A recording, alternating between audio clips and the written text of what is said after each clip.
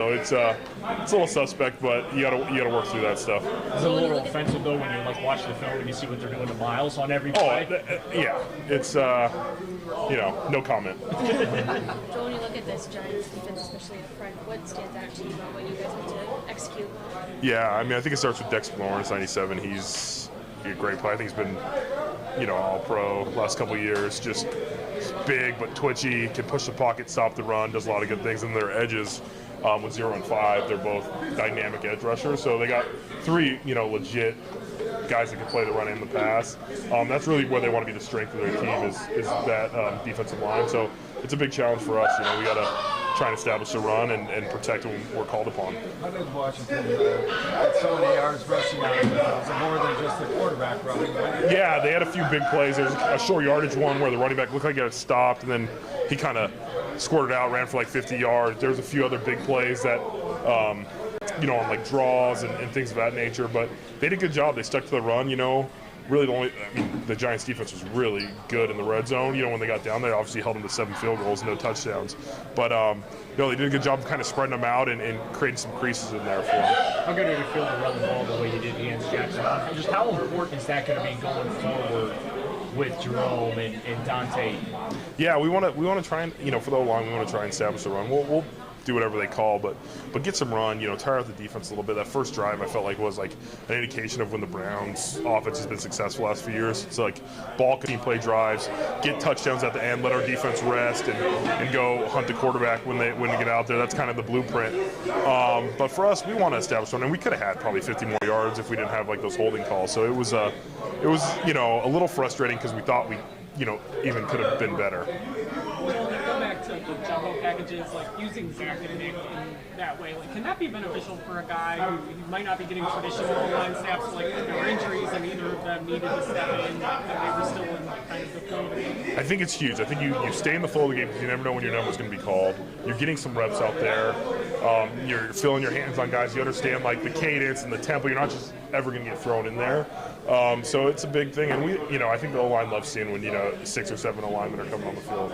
We talk about team wins all the time, but I think every player that was active was used last week, and on offense on that first drive, there's all the skill guys, 2 extra linemen, all that good stuff. So was that a point of emphasis going in that it's going to take everybody last week? Yeah, we talk about that a lot. Like the guys that are up, even the practice squad stuff. I mean, everybody has a role in this team, and you have to find your role. Kevin talks a lot about like there's leaders, there's role players, and that's okay. Like you have to find your role and what are you going to do to help the team. So we understand guys have set specific roles, but they're ready to go out there and perform. Jameis Winston, quarterback sneak. Dorsey kind of indicated there's more to come. Yeah. There's other options there. Yeah. Hopefully there's a lot more. No, those quarterback sneaks have been proven to be pretty successful, I think, for us in the last few years. So usually you find a quarterback, or Harry Bryant last year, did it for us.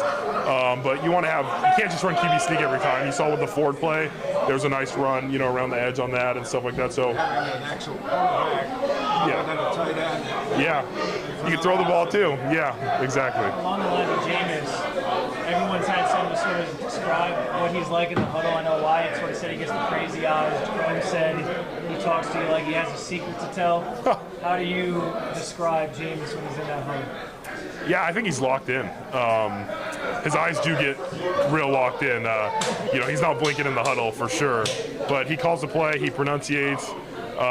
He just has a passion for football, and I think anytime he's out there, he just wants to show that he's passionate and ready to go. Does he have any of those motivational?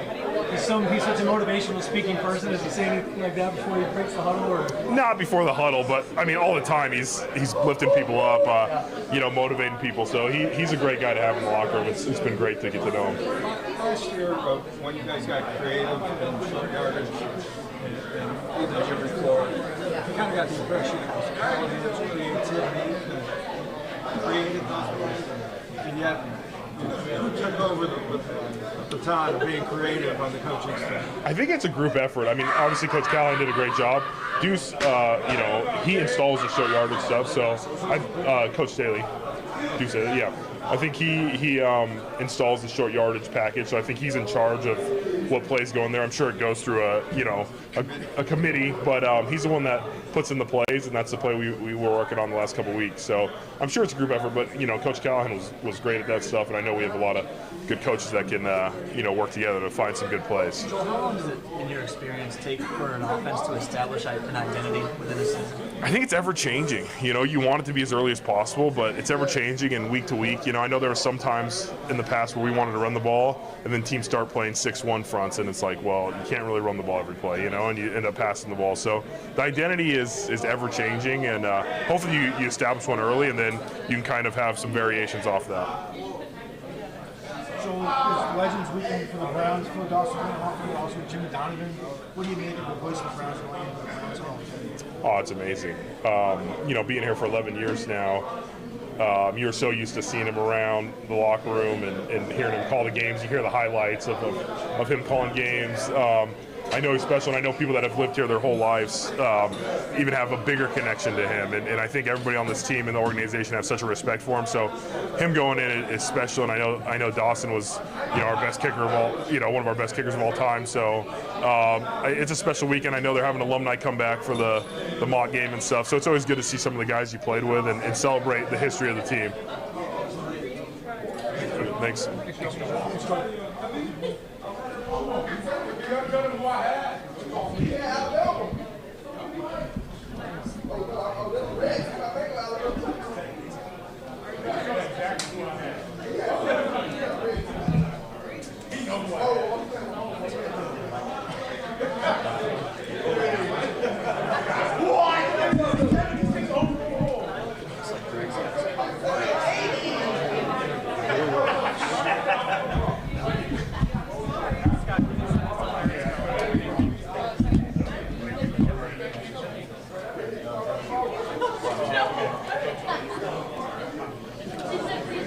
How important was it to get that first win out of you guys, bud? It's very important. As you know, in this league, momentum has a lot to do with how the season is going to go. So you want to capture that first win as soon as possible, so you can have that winning momentum. So it was very important. Amari, kind of a relatively slow start for you. We're used to seeing 100-yard games and 2 touchdowns and 10 catches and those kind of things. So Right. is it just, how do you explain kind of what's going on? Yeah, just a slow start. Just some bumps in the road in terms of my play, but it's motivated me for sure, and I'll be back. So. Does it make it easier to kind of like look at the outlook going forward and say like you've been getting open, Deshaun's been finding, you just maybe just gotta make some routine catches that you usually make? Yeah, not necessarily in terms of that, but it's definitely motivating and humbling, and sometimes I need that. So. Did missing OTAs and minicamp have anything to do with it? I'm not sure. It's a tough question to answer because it was my first time actually missing OTAs and mini camp. So I guess you could say that if you want. About the other obvious question to that is the fact that your name did surface in a trade room with San Francisco. Is that something that gets inside your head and lingers a little bit as you move forward into the season? Nah, not necessarily. I can't give you that one. Nah. You say it's motivating. Has it been frustrating these first 2 weeks for you? Of course. You want to go out there and play your best brand of football individually as early as possible. So definitely been frustrating, but hey, it is what it is. You got to go out there and just play your game, get back focused, lock back in, and that's what I'm looking to do.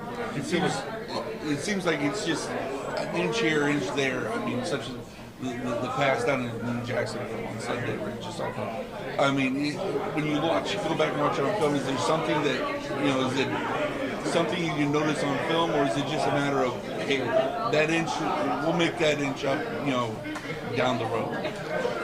Just gotta play better.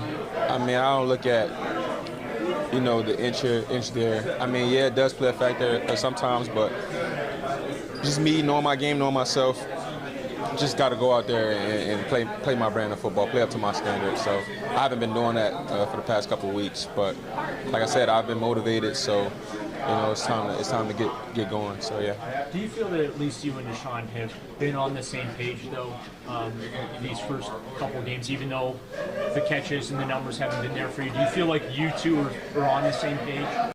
Yeah, I do, but we can always be more intentional. Like I went out there yesterday, I treated practice like the game, and that's what practice moving forward. You know, attacking it just like I would the game, and I can't say I've necessarily been doing that, but you know that's what I got to do. Why do you think you haven't been doing that? It's a good question. You know, sometimes you just fall off a little bit. You need a reminder, and that's what the first 2 weeks kind of gave me, and so I'm back on track, I would say. Do you feel like you also have to guard against, everybody's asking about it, and I mean, do you run the risk of thinking about it too much and just not going out there? And No, not necessarily. I mean, I understand that it's a part of the NFL landscape. When you don't play up to your standard, you have to be able to withstand the scrutiny that comes with that. It's something that I definitely understand. Of course, I've been thinking about it a lot because I'm my own biggest critic. So it doesn't affect me in the way that one would assume. I just got to go out there, like I said before, get back on track. This is my 10th year. I know exactly what I need to do. So, nah. How do you identify when you said you need to take practice? How do you identify when that's slipping? It's gonna show, and like it did. So, yeah, I would say that's how. Have you had stretches like this before in your career? Of course, yeah. I'm not a perfect player. Just because there's bumps in the road doesn't mean that you're a bad driver. Sometimes you got to go around them. Sometimes you got to go through them, and I've definitely gone through them. So, to answer your question, I have had stretches like this before. Do you reflect on those and how you came out of them in this kind of time? Yeah, and that's why they say experience is the best teacher, because I do go back and reflect on those moments, and it seemed like the end of the world then, and it wasn't, and I was able to bounce back. So that's why I'm so assured that I will this time. What about the choice routes and things like that? Are you running a fair amount of the choice routes, and is that something that you and Deshaun have to make sure that you guys are really crazy on the same page about? That's just one route. I wouldn't put too much stock in one route at wide receiver. But of course, I like to run more of every route if it's going to give me the ball. So, yeah. Amari, I remember having kind of the same conversation with you. Philadelphia joint practices in Philly last summer. I don't know if you remember that. Yeah, I remember. There were some drops in practice or whatever. Is this similar? Is it comparable to back then? Yeah. Now you're in the game. So yeah, you can say that. I mean, every time you go out there and have the opportunity to play the game, to run routes, to catch footballs, you want to do it the right way. So I would say yeah. On the flip side, Jerry's been stepping up a little touchdown first game at a nice game last week. What do you think has allowed him to get off to a fast start with Deshaun? Just him being on the same page with Deshaun. Him being exactly where he's supposed to be, and taking full advantage of the opportunities that he's been presented with. So, yes, he's been playing well. Amari, along the lines of, you mentioned, being a 10-year vet, you've had stretches where you've struggled a little bit, and back then you maybe thought it was like the end of the world. How have you mentally sort of learned some coping mechanisms or different strategies to make sure that doesn't continue to spiral as you keep playing games? One of the things I don't really pay too much attention to the media. That kind of be in your head a little bit. So I've learned not to do that, definitely. But just reminding myself that I played this game my whole life. You know what I mean? I've gotten a multitude of reps at any type of scenario I could be faced with at the position. So I would say those two things. Every player, coach that we've talked to is just confident that you're going to bounce back. What's the confidence like that they instilled in you that that you can get back to a Pro Bowl level wide receiver? I haven't really been talking to anybody about how I played the first two games, really. So I can't really answer that question.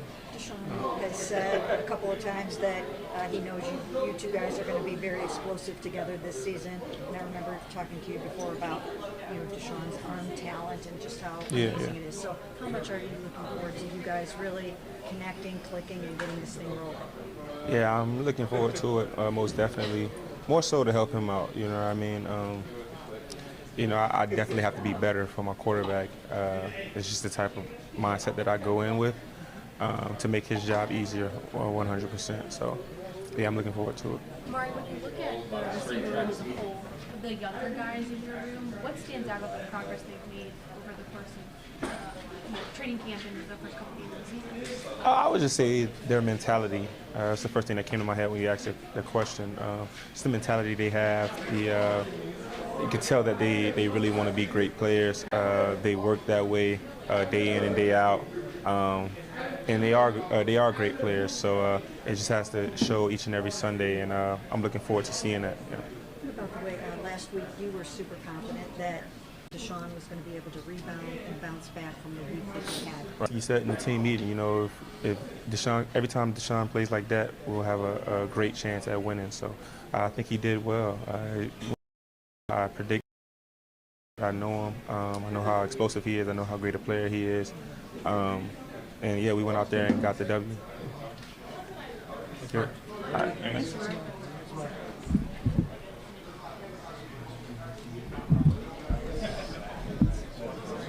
Ashley.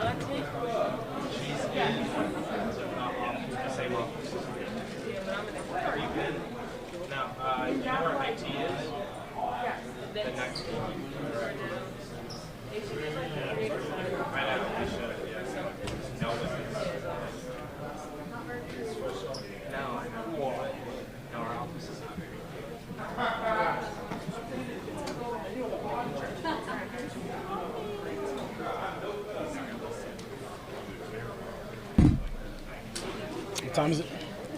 Time? Good afternoon. So, Malik Neighbors, another LSU receiver. What have you seen out of him on film, and what makes him so good? Well, I think he's the second most targeted receiver in the whole league.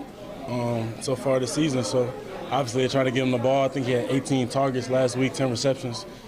So, hey, you know who we got to stop. What is it about LSU receivers? I don't know, man. You tell me. You know, the proof is in the pudding, man. You know the Tigers going to get theirs, but it's Tiger on Tiger this week, so, you know, we got to take care of them. So, two of the themes on the defense this year were playing better in the red zone, and playing better on the road. Mission accomplished. Yeah. Counts. Yeah. Definitely two areas of focus. We had to bounce back from a home loss that we had.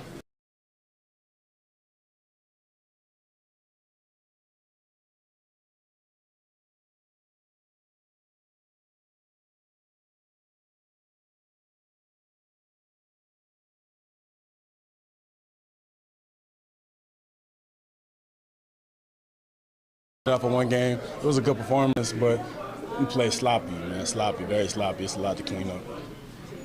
Grant, kind of getting off the football. You left last two preseason games to go graduate from LSU.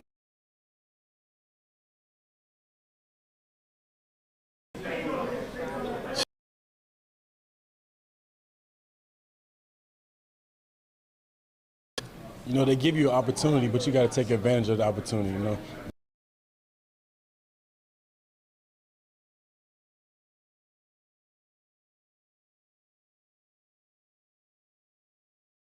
Three years and get out. So.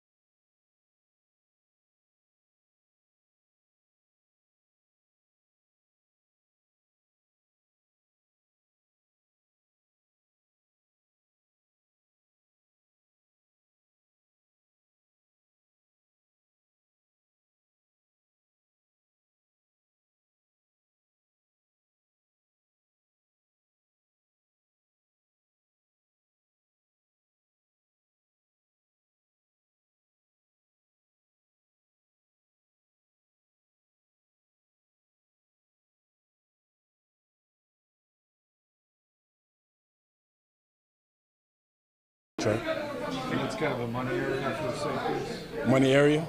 Oh yeah, you get the ball take away in the red zone, man. They gonna pay good. With neighbors. Give me that. Okay. Shout out Pro brand right here. If y'all don't know. Put this in the locker. All right. Grant, a lot's been said these first couple weeks just about how scoring is down, quarterback numbers are down, and just kind of, you know, the evolution of the game, if you will, and how there's kind of been this trend of that the last couple of years. Just from your perspective as a secondary guy, defensive guy, do you think that things are maybe swinging back in the defense's favor a little bit? Like, what do you kind of attribute to the fact that the defense is maybe playing, they're better right now, they're maybe getting the advantage of it? Oh, I don't know. I didn't know that was a thing. But listen, we all know the league wants more touchdowns. We want the offense to do what they do. As a little defender out here, man, it's a tough life. But we do what we can do. We play man, we match them up. We try to create takeaways, and get under their skin a little bit. But I wasn't aware of that. I gotta look into that. When Denzel only plays 11 snaps and Juan isn't playing, and yet you guys still play really well on defense, does that just reinforce everything you guys always talk about, the depth that you have in that secondary? Yeah, man. We say G to G, gentleman to gentleman, good to great. So it's just next man up, man. We picture ourselves the best in the world. So Captain Ward go down, Captain got bashed, whatever. Juan got bad calves, next man step up. How much do you guys, quarterback who runs the advantage, how much do you guys relish the opportunity to get another shot in on the quarterback? Nah, I'm not looking to hurt anybody, Not hurt anybody, yeah. but you get to hit him in ways you might not be able to get a shot in. Yeah, listen, Warner, man, he's a regular football player. You just can't take a cheap shot and launch yourself, stuff like that. Hopefully slide a little bit more than I've been seeing on film. Get out the harm's way, but it is what it is. What makes Neighbors so good after the catch? That's a good, first of all, speed. They see the field good too when he catch the ball. They'll give him mesh drag routes, let him catch it with a lot of space, so he can work that way. Give him deep balls as well. I think he's a pretty good complete receiver I've seen so far based off his first 2 games. Good player, man. With the LSU, what can I say? Cam Mitchell was one of the guys who stepped up last weekend. What do you see from him, Cam Mitchell? I see that he had some things he had to correct in preseason. He had a good game last week, and hopefully that carries on to these next weeks, man. We've been kind of banged up in the cornerback room, so big opportunity for a second-year player. Your dominance at home last year, you guys felt unbeatable, were unbeatable at home. Yeah. What is it for you to just get back to that? Right. Nobody's coming in our house. Yeah, I think it has a lot of remnants to do with that Ravens game last year. They came in, handled us pretty good at home. We had a worse defensive game than we had that game in the Cowboys, but I think that kind of turned on the switch for us. And now, see some similarities this year. Do what we got to do to be at home. Can't wait. Fans, listen, it's my birthday. Can we come and show off for my birthday? It's my birthday tomorrow. Birthday. Got to get a birthday victory. So fans show up, come show up. I can give you signs, happy birthday signs, Lion jerseys, something. I know y'all going to show up. We've been asking about LSU receivers so much. Would you say LSU is DBU or wide receiver you? Both. Both? Yeah, both. Appreciate it.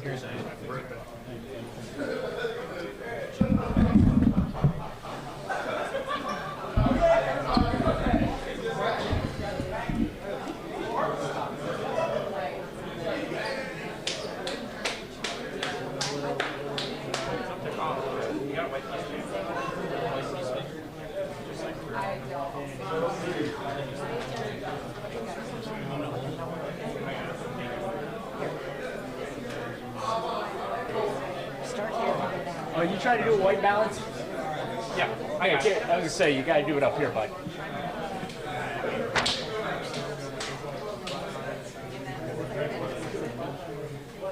I got it. Better?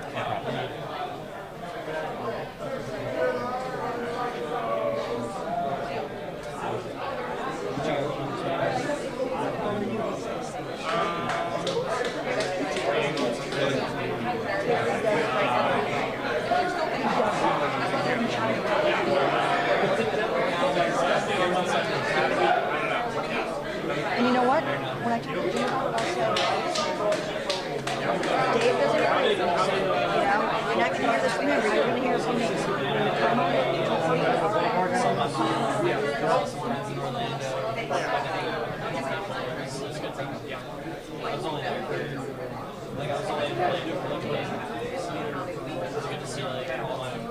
Get out of here, get your stuff done.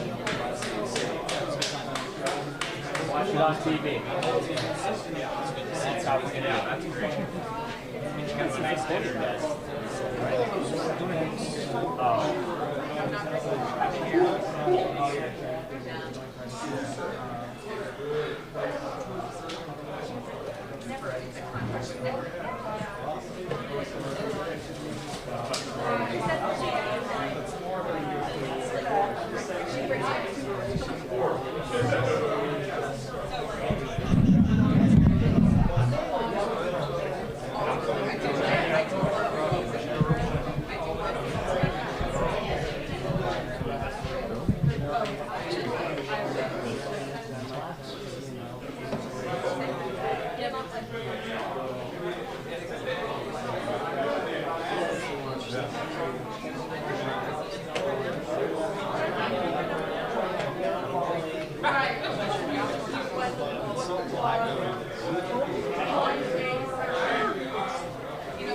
still have Hicks, right?